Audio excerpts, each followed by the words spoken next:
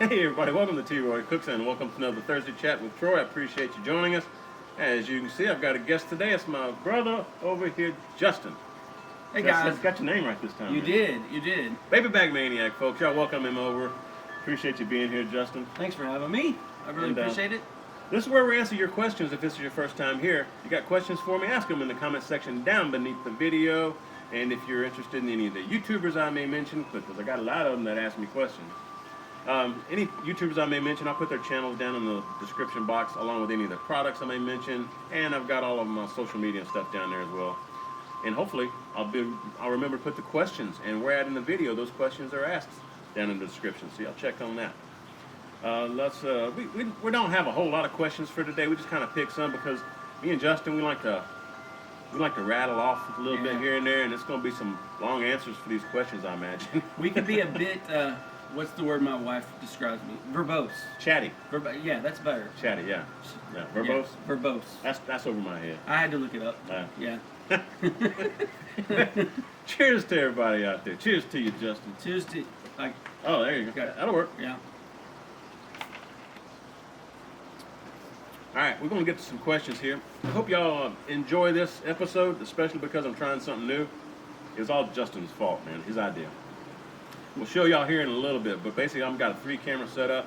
Got a tight shot on Justin, got a tight shot on me, and we got a wide shot on both of us. Yeah. So it's going to be awesome, and we'll show you that here in a little bit. Let's get to the first question. What do you think? Let's do it. Okay. Oh, you got it? You want me to read it? Go for it. Okay. This is from G. Flores. Cheers to you, G. Brother T, I'm wanting a Weber, but stuck between the 22-inch and the 26-inch with the slow and sear, just so I don't always have to fire up my Wichita. And yes, I'll smoke from burgers to brisket to wings to hot dogs, especially for the winter time. I'm thinking the smaller Weber size would hold heat better. What are your thoughts on the 22 versus the 26? I think you're right about it not using as much fuel in the winter. I think that's because it's actually smaller though. It's not because. I don't think it'll hold heat better, but I do think it'll use less charcoal. It will use less. I mean, I know for like the Weber Smoky Mountains, it takes a lot less fuel to heat it up than the 22-inch Weber Smoky Mountain. The same thing with the kettles. Right. But it's not going to conserve heat that much more because they're both basically the same design. Same wall thickness on the metal and all that good stuff. Yeah. I will say though, if you're looking at the 22 and 26 and you're just cooking little small family meals for 2 to 4 people, maybe 6, that 22 inch is going to be fantastic for you. In my opinion, the 26 would be a little bit too large. Yeah. But you know, it's always great to have that extra real estate just in case you want to throw a nice brisket on there. Or a couple of pork butts, four pork butts or anything like that. Right. What do you think? Well, yeah, that's what it really comes down to is briskets, multiple racks of spare ribs, turkeys, stuff like that. You can really use up that 22-inch, but you have the Wichita for that. So in that case, since you have a bigger cooker you can use for those situations, you could save some money on the 22. Maybe even get the Performer. That's really, Troy's got, I'm pointing at his Performer over there. But that might be worth the extra money. But like if this was your only cooker, I would recommend you go ahead and get the 26, just because you can do anything in that. And the only real reason not to do that is like the extra money, and the lid can get heavy. I mean, you know, that once it gets built up with grease and carbon and stuff, it can be heavy. But basically on the 26, it's going to cost you more to fuel it up because it's going to need more fuel in it to begin with. Right. So if you got money to burn and you just want some real estate, get the 26. Yeah. The other thing to think about though is you're going to use this for, like, Weber kettles last forever. Oh, yeah. So if you ever think you'll need the space, if you ever think you'll sell your Wichita or be without it, you know, and you're going to buy a slow and sear as well, so you're making a pretty big investment one way or the other. Yeah, I'd push for the 26, but if you're going to keep your Wichita, if this is just going to be your family cooks like hot dogs, like you say, then there's no reason. No, what? I wasn't doing anything. You were doing something. Oh, I saw what you did that time. Then definitely save money, get the 22. That was a good answer, man. Thank you. Hey, Thank you. I'll take this next one. Maybe we should just stop now on a high note. Oh, yeah. No, Thank you, no, everybody. We'll keep going. I love having you on here, man. I love being on here. I was telling him earlier, this is my favorite thing we do together. It is. It's nice. Yeah. Real nice. All right. Mike Van Dyke.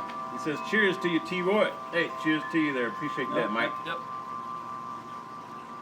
All right, Mike says, I've been smoking for just over a year and mainly use charcoal with wood chunks as my fuel. I've been very happy with this for pork and chicken. I want to move into the brisket area and think that I need to use post oak sticks instead of charcoal as my fuel. What tips and recommendations would you have for my first cook with sticks? Honestly, you didn't mention what you're cooking on. Yeah. What pit or smoker or whatever. So it kind of depends on your cooker. If you're using an offset cooker and you're burning charcoal in it, you're probably going through a lot of charcoal. Yeah.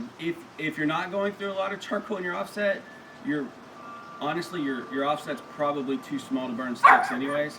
Because when you put a stick in it, it's gonna shoot up to 300-400 degrees. You're gonna have a really hard time burning wood in an offset that's sized for charcoal. I mean, you can do it. There's tricks you can do, but it really involves really small sticks. Now, if you have a charcoal cooker like a Kamado or a Weber Smoky Mountain or a Weber Kettle or something like that, and you try to burn sticks in it, if you don't do something to open up the airflow more than the vents, because those charcoal cookers are tuned, to control the fire with briquettes, which requires a very little amount of oxygen.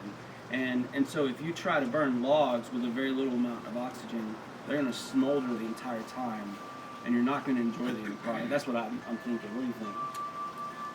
On my Weber Performer, the Weber Kettle, my 22-inch, I have been using sticks of wood on my new Santa Maria grill attachment. Right. And I leave the lid off the whole time, so I get plenty of oxygen to the sticks, which they burn nice. I mean, they form a nice full bed, and I get really, really nice smoke as well as heat from the logs, which works for the Santa Maria. Using the sticks for just a regular grill grate, though, I can tell you this, on the Weber Performer that I have, burning that hot fire using sticks, it's warping the charcoal grate on the bottom. Is it really? It is. It's starting to divot a little bit because it's so intense of a fire. Oh. Yeah, but I think I mentioned that in a Thursday chat or two ago.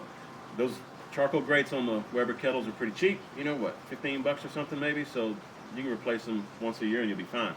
You could double up too. Yeah, you could actually. That'd be crisscross them so you get. Yeah, bolt them together and that'll hold up. And if it does warp, you can flip it over. But yeah, the key there is he took the lid off so there's plenty of oxygen getting to the fuel. That's why that works. Yeah. Now, what about you mentioned the Kamado? What about like Weber Smoky Mountain?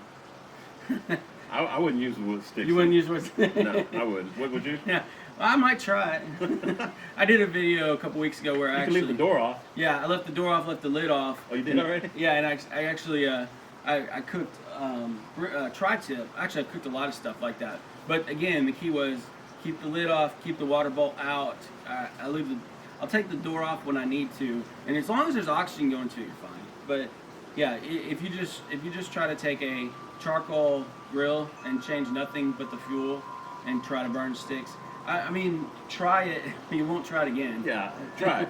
Again, you didn't mention what cooker you're using. Yeah. So give it a shot. See how it works. If it doesn't work, maybe don't try it again. There you go. Okay. I'll tell you, you'll get a lot more flavor if you can use sticks, though. Yeah. If you can't use sticks, try wood chunks. That works well too. Yeah, that's a good option. The TheHollarBBQ. Alright. What kind of lighting for shooting videos do you recommend? That's a great question you asked. Appreciate that. Funny you should ask on this episode as well. Yeah. Justin. Well, you guys aren't gonna believe this setup. Okay, so I'm just gonna show you guys. Go for it. Yeah. Okay, so we have here, we've got a light, and then over here we've got another light, and then, no kidding, we got camera A, camera B, and camera C. Point at camera C. There we go. We got the laptop, and we got his sound designs. Is that what it's called? Yeah. That's an audio recorder. Sound devices. We got the big elephant nose That's a blimp. That's a blimp. Oh, Sennheiser mic. yeah. I mean, this is a legit. Sennheiser mic on the main camera there in the middle too. Oh, is there? I lost that. That's I okay. turned it up. This is a legit setup right here. Yeah, that's cool, man. Yeah. It's the first time I'm using 3 cameras. First time actually I'm using my lights on my Thursday chat. Yeah. There's so much light behind us, we kind of had to fill in our face with some extra lighting. Yeah, it's helping a little. It's a YouTube thing, y'all. Don't worry about it. Yeah. But use natural light whenever you can. When you start out, and then if you're gonna buy lights, get lights like this that are daylight balanced. You can always put a gel in front of them if you need to. It's true. Yeah, like you read up on the Kelvin scale because this would be really complicated. But basically, like light has a color. It's more blue outside. It's more warmer and yellow inside. And the most important thing is you want your lights to match. So if you start out with a daylight balance light, you can always gel it and turn it warmer if you need to. Like incandescent bulb colors and stuff. Right, but 5,500 Kelvin is like sunlight, and then shoot in sunlight whenever you can because it'll look prettier because you have all the colors that are. It's complicated, but yeah. They have like I'm using these soft boxes, and they come with a diffuser screen in front that you can diffuse the light. But they also have LED lights that are adjustable with intensity and color as well. Just kind of depends on how much you want to buy for your lighting setup. Yeah. I've even got a small, it's like 120 LED light, runs off of a lithium battery that just recharges, and I just keep that on my camera all the time, my little G30, because I never know when I'm going to need some extra lighting. Yeah. And it just fits on the hot shoe mic, the hot shoe connection there on the camera, you know. And then again, it's just a little bitty thing. Maybe $100, $120 for that. Yeah. You know. And these box lights, $100, maybe a little less, 85 on Amazon. Yeah. And look for a high CRI rating, which is a color rendering index. Yeah. All that means is everything will look nice, like 95 or above, at least 90 or above. Yeah, that's the reason why you get odd colors if you use fluorescence. Like I have these awful old fluorescent lights in my kitchen. And so it makes everything look either slightly green or slightly magenta, depending on which camera I'm using. yeah, especially when you're shooting videos. I mean, if just regular having people over at your house, it doesn't really matter. But shooting with video cameras or taking pictures, you need to have the same light color on all of your light bulbs. Yeah. And some of them, like he was saying, the CSI, CRI. CSI is a TV show. I don't know numbers and stuff, man. Get as close as you can to those bulbs being the same, like the same brand, the same Kelvin or whatever, you know, the same color. Because if you start switching brands and swapping stuff out, you may have a 6500 Kelvin bulb from Newer and a 6500 bulb from your local Lowe's, and they're not going to be the same color. That's right. Yeah, that's absolutely right. You know? And LEDs are getting cheaper. Yeah, they are. We're using CFLs, it looks like here, but Yes, we are. yeah. Compact flash. Yep. Is that what it is? No.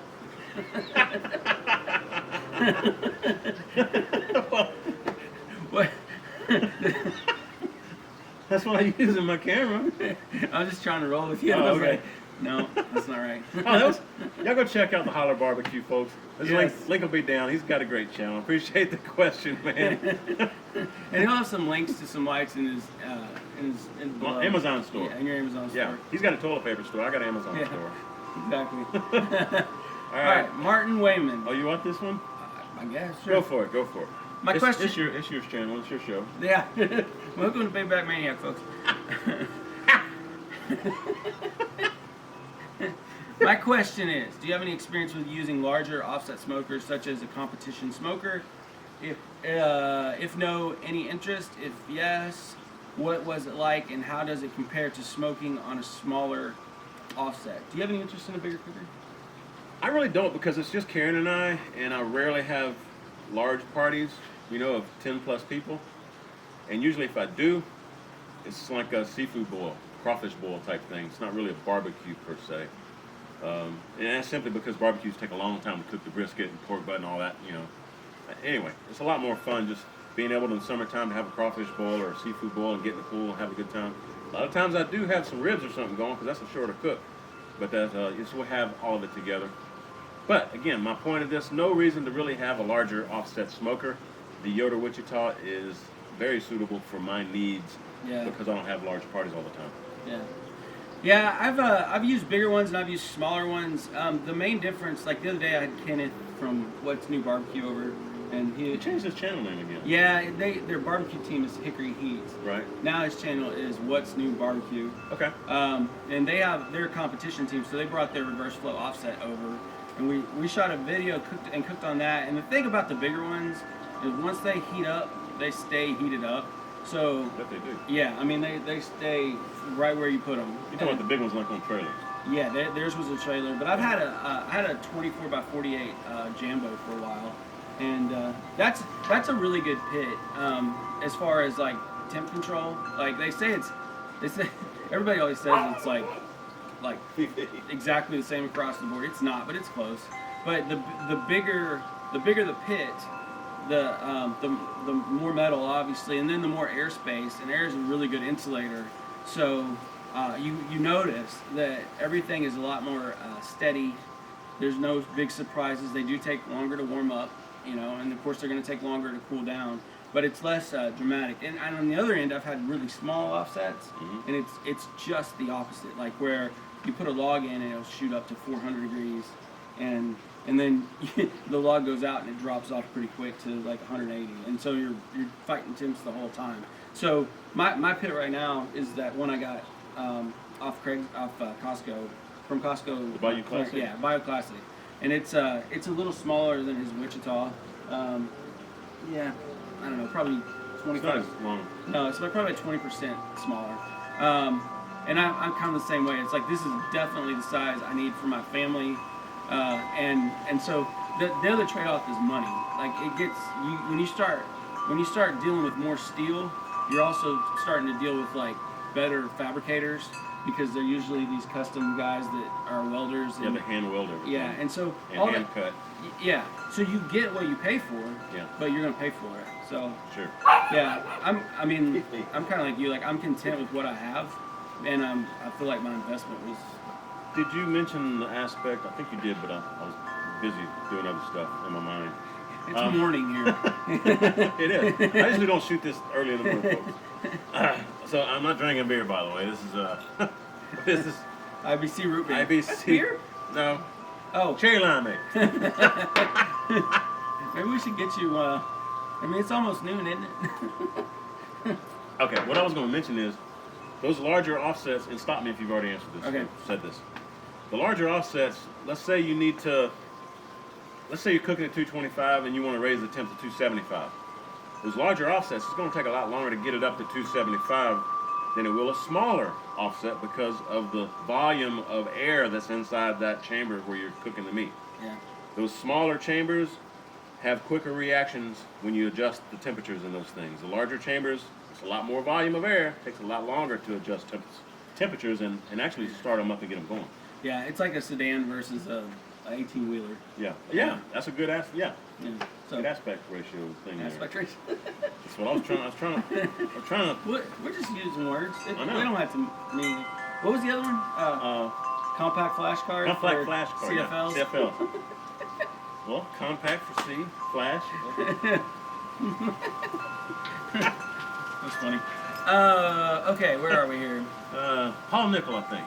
Paul Yeah, Nickel. Paul Nickel. Hey, Troy. Hey, Paul. Hey, cheers. Why are pork back ribs Sorry, Paul. Why are pork back ribs? Fifi got mad. Squirrel alert! Squirrel alert! Fifi got mad at me for messing up that question. Why? We mentioned ribs. That's what it was. That's why she comes running. I know. Yeah. Cheese, ribs, whatever. His dog loves me now. Yeah. She didn't love me the first couple times I came down, but this time I actually showed up with cheese. And It works. when she met me at the door, I gave her cheese, and now she's my best friend. Best friends. Yes. Yes. Yeah.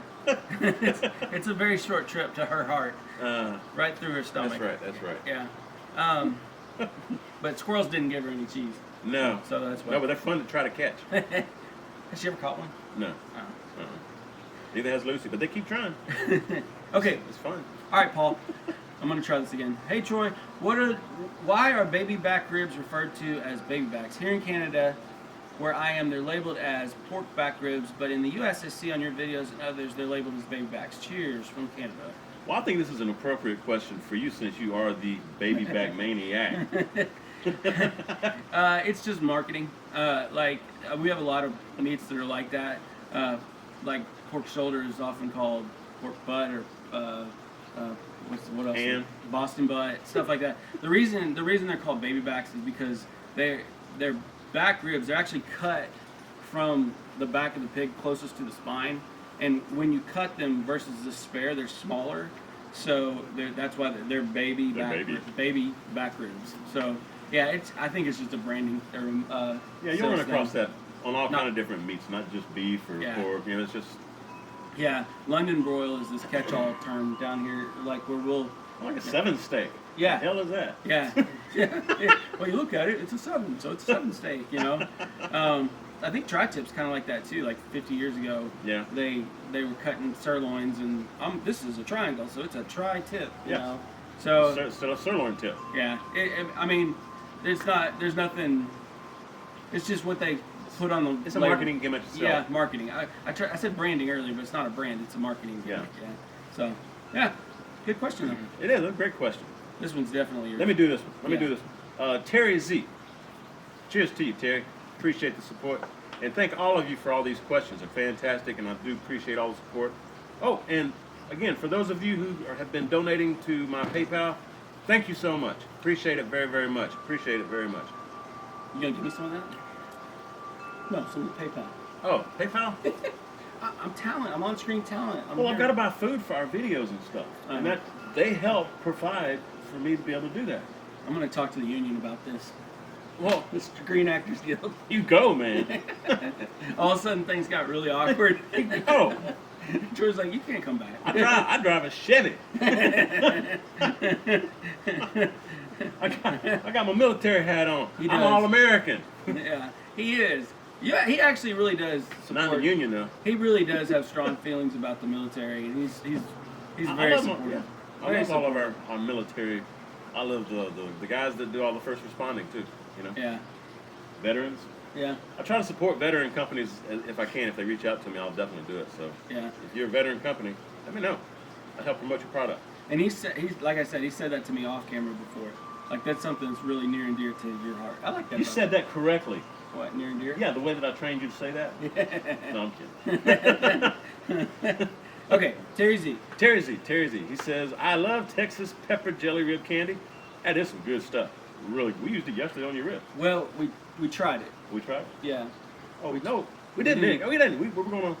We used that $10. $10. That's good stuff. $10 barbecue sauce. Yeah. I've been using. I've only had I bought a new stock of rib candy, folks, and I got like 6 bottles of it, and I've already gone through like one in like the last week. Yeah. It's good stuff. We tried it. Good stuff. And that brings up a point too. Y'all need to check out Babyback Maniac over here on YouTube. I'll put his channel link up here in the corner for you, folks. Just for you, buddy. Thank you. Yeah, I appreciate I love you, man. Anyway, I mentioned the ribs we were doing yesterday. He's doing ribs, and also Brother James from A.M. McClaimon was over here yesterday, and we did some videos of some beef ribs that he's doing. So y'all stay tuned for James's video and for Justin's video. And David from Untitled BBQ Company was here. He was? Wasn't he? Was that not him? Did I dream that? No, he was here. Yeah. Yeah, y'all be seeing a video with a new product from ABC Barbecue. Adrenaline Barbecue. Yep. So stay tuned for all those videos, folks. No shameless plug for all 3 channels. 4 channels, actually. Y'all check out T. Roy Cooks. Thanks, man. Go ahead and hit that subscribe button. And I'm going to get Fifi her own channel, and Lucy's going to be her camera girl. Man, they're on point. Like I know. They're all this equipment is out here. They're trying to protect the yard so that nobody steals anything, so that we can keep bringing fabulous content to all of you fine people. Those squirrels must have stolen some stuff in the past because they are having no part of this. They're really protecting you. They are. Yeah. They stand in guard. Okay. Rib candy. Directions say based on the meat about the final 20 minutes of the cook. Is there any benefit to adding it like in the last hour and a half or the last hour of the cook, or is it just wasting rib candy? Also, spritz my ribs every hour with cola and apple juice. Oh, I'm sorry. Also, I spritz my ribs every hour and a half with cola and apple juice and also add squeezed butter on some of the spritzings. Sorry about that, guys. There's a glare off this, so I can't see it very well. That was a good save. Was it? Because it felt kind of weak. You know, in my opinion, rib candy is different than a regular barbecue sauce, which you could put on an hour, hour and a half before the end of the cook, but I wouldn't do that with the rib candy. One thing, the rib candy is pretty thin, and it's going to actually start dripping over the edge, and leaving it on there for that long is also probably going to burn it because it's got a lot of high sugar content. It's really sweet, but it's got habanero in there, and that kind of balances the sweet, so you get a sweet heat. It's really, really good. I can't handle spice anymore, but it's really, really good. It's not too spicy for me. And again, I let Justin taste it last night, and It was killer. he thought it was really good. I tried the mango. Mango habanero, that's my favorite. That was magic. I would have used it in the video. I just didn't want to add a new. I chickened out. I didn't want to try something new I'd never done before on a video. In the video, you'll see why we were doing a kind of an experiment with testing whether ribs, how they come out versus paper, foil, or without being wrapped at all. And we were trying to make everything the same. And for me, I didn't want to like add something to the end of it, but I loved, or add something into the. Yeah, I wanted to keep it simple. That's my point. But tasting it, I was like, that's good. I cannot believe I've never had that before. I'll let you take the bottle home.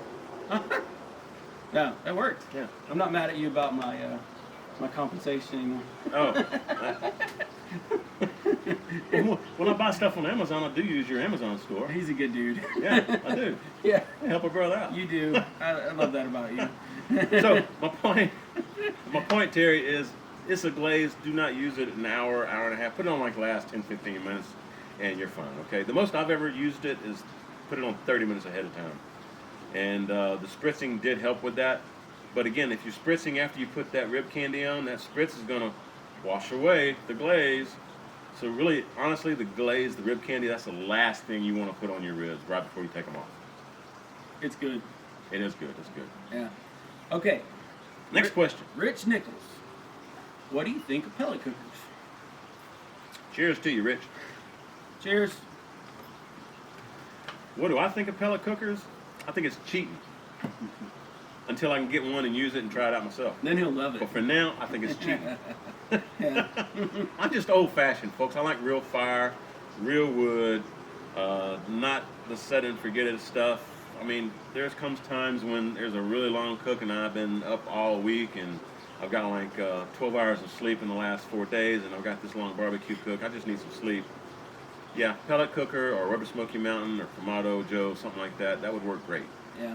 But normally I'd say I don't like them a whole lot. It's cheating. Yeah.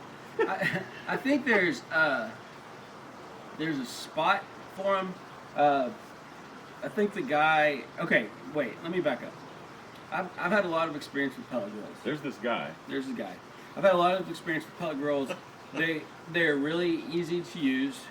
They're going to eventually require some maintenance though, so you're going to have to be able to like replace a hot rod if you have a grill that any grill that uses a hot rod, you're going to end up replacing the hot rod. Eventually, your auger is going to get wet and jammed. These things. It's a mechanical beast. The igniter. Yeah, that's the hot rod. But it's mechanical, so mechanical stuff breaks. As a smoker, and as a like a medium temperature grill, like for chicken and stuff like that, there is a place for them where, like, I just Max sent me one for my channel, and that's a really nice grill. That's a really high-end grill. I did enjoy the flavor of that one. When they reached out to me, I accepted it because I don't have anything against pellet grills. My wife really, really enjoys the food. I would like to cook on one. Yeah. I'd like to have one to play with. Yeah. I would use it. I consider myself more of a charcoal guy, and when I have time, I like using my stick burner because that's relaxing to me. I know that's backwards. But what I realize is we're not like everybody. Yeah. And so the rest of the world, like there's a lot of like straight up electric master built smokers sold in this world. And a lot of people don't have time to sit out by a cooker and cook. Right. They're busy with their jobs, family, schooling. Right. So they need something quick. Yeah. They don't have to worry about it. Put the meat on, let it go. And that guy. Yeah, that person. That person. Those pellet grills are perfect. Perfect. for me, even though I don't consider myself a charcoal guy, I end up using my Mac more than any other grill. Really? I do, because it's easy. It's easy. It's easy, and actually the Mac actually like has more of a smoked flavor than my other ones. So I like it's the food. The food's really good. You've been converted. I'm appreciative. Like I really appreciate what it does. There's a time when it can be handy to have one. Yeah, for real. Yeah. For real. So I think if you're thinking about getting a master billet or an electric grill or something along those lines, you're definitely in the market for a pellet grill, because you get that smoke flavor, you get that experience. Then if you're busy, and you think if you have a, it doesn't get any easier. It doesn't get any easier. If you buy an offset and you're a busy person, you're not going to be able to use your offset. That's wasted money. If you buy a pellet grill and you're a busy person, you'll be able to use that. You'll get good results. It's also real consistent. Good point. Like everything looks pretty because there's that circulating fan. Yeah. Everything cooks a touch faster than they do in other cookers. I mean, I think they have their place. I really like mine, and that's coming from a charcoal and wood guy. Since you've been using the pellet, and this is just a question from me. That's not on here or anything. You might need to write that down. I know, right? Okay. Oh, if it's not written down, Yeah. we can't. This question's I can't from, ask it. Yeah. This question's from T. Roy Cooks. You want to take this I'm one? gonna carve it into the screen. You want to take this one? Go ahead. No. No, I was gonna ask. I know the pellet cookers are designed to maintain a certain temp. Yeah. So does it really matter? Different brands of pellets burn at different heat levels. Yeah. So it doesn't really matter what pellet maker you buy pellets from, because it's not really going to affect the temperature, because the pit itself controls the temperature it's burning at. Yes. So the pit has It may come up to temp quicker, or yeah, and it may have less ash. That's true, yeah. And then there, truthfully, between Stronger you and smoke. I, the flavor, I don't pick up a lot of difference in flavor, but there's definitely a difference in ash production. In what? Ash production. Ash production. Okay, I thought you said something else. Yeah. Some. I know what you thought I said. There's definitely a difference in the amount of waste that's produced after. We're rolling. I'm avoiding that word. Yeah, they do like faster. A lot. Dust. Dust. Some pellet makers use filler wood, and then add like flavored oils into and they'll use like alder, and then when they, instead of using a lot of hickory or something like that, they'll take hickory oil and mix it in, and then Really? yeah, they'll mix it in the thing and then compress those into little pellets. Because that's all those pellets is sawdust that's mixed with they're different. You want them to be different woods, but there's a certain brand that'll often that they have a patent that says they use oils, and yeah, so.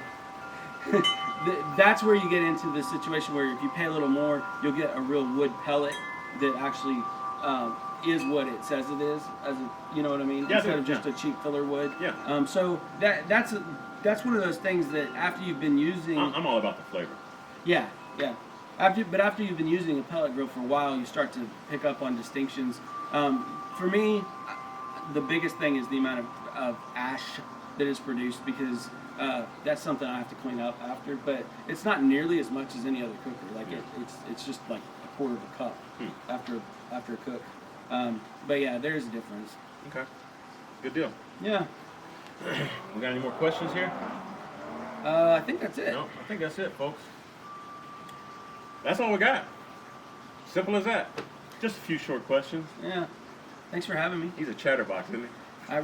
You get I me really do. going. I love having you over here, man. I like being here. 'Cause we get off on different tangents and talk about other things other than what the question was actually asking, and Yeah. I'm sure y'all learn a lot more, just like I do. You got anything? No, I think that's it. Fifi got something? Yeah, Fifi's got something. Anyway, Justin, thank you very much. Appreciate you being over here. Thanks for having me, buddy. Thanks, man. Yeah. Like I said, this is Hug it out, hug it out. Like I said, this is my favorite thing we do. I love having you over here, James and everybody else. Yeah. He loaned me his glasses. Yeah. Do I look cool? These are my aviators, my new ones. Yeah. Those are the ones that were out in the pool. Yeah, that's what he told me. He's like, yeah, I got another pair of glasses for you. Use here. Like, oh yeah, I put them on, and it's like a really dirty windshield. And I'm like, where's my windshield wipers on these? He's like, oh yeah, I use those in the pool. And I'm like, oh, no kidding. I feel cool. It's bright out here with all the clouds and stuff, though. Yeah. Yeah, and the studio lights shining at us. We're fancy. Yeah, we are. Anyway, we're going to end this, folks. I appreciate your support. Thanks for joining us. Again, Justin, thank you for joining us today and helping host this one. You bet. Baby Back Maniac on YouTube. Y'all go check him out. Again, hit the iCard up here for his channel. And be sure to check out the other channels that I mentioned, along with products and everything else, down in the description box. Just hit show more. Ask your questions to be answered on a future chat down in the comments section. All right? And what else? Hope y'all subscribe if you're not subbed yet. Hope you enjoy this kind of stuff. Click the little bell icon, and that'll let you know that I got a new video because it'll email you, okay? But please do subscribe. If y'all like this, y'all give me some thumbs up. Hope you share the video. And when you do, please tell all your friends that T-Roy cooks responsibly. Cheers, everybody.